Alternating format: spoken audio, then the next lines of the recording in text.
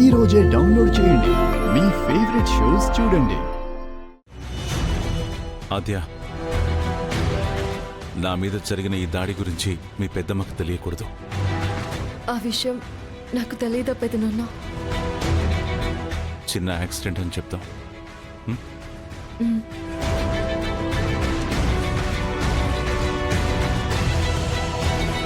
జానకి, అయ్యో, ఏమైందండి?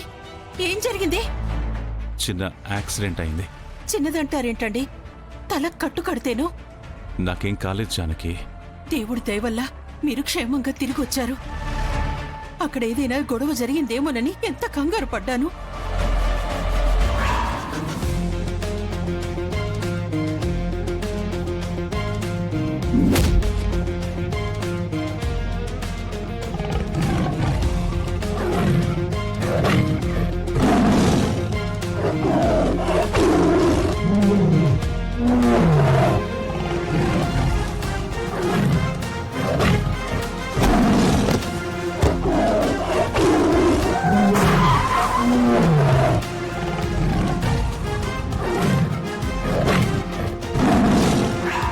సమస్యల్ని సామరస్యంగానే పరిష్కరించాలి.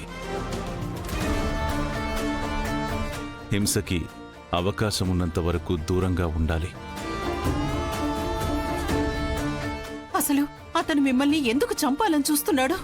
ఒకరు ఒక మంచి పని చేస్తున్నప్పుడు అది నచ్చని వాళ్ళు, ఆ మంచి ఇంకొకరికి నష్టం కలిగిస్తుంది అనుకునే వాళ్ళు ఉంటారు కదా జానకి.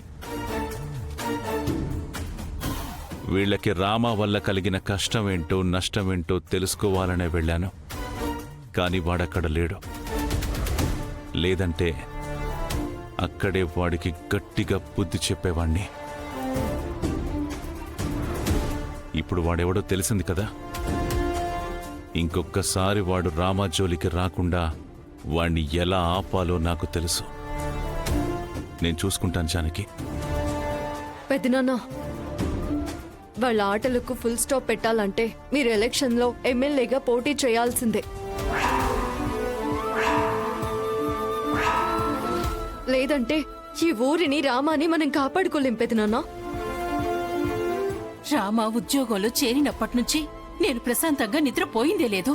రామా చేసేది ఎండోన్మెంట్ ఆఫీసర్ జాబ్ కదా పెద్దమ్మ. తనని దేవుడే చూసుకుంటాడు. మనం భయపడాల్సిన అవసరం లేదు. కానీ సమస్యలు నీడలా వెంటాడుతున్నాయి కదమ్మా. వాటిని పరిష్కరించడానికి నేనున్నాను కదా జానకి. నువ్వేం భయపడకు.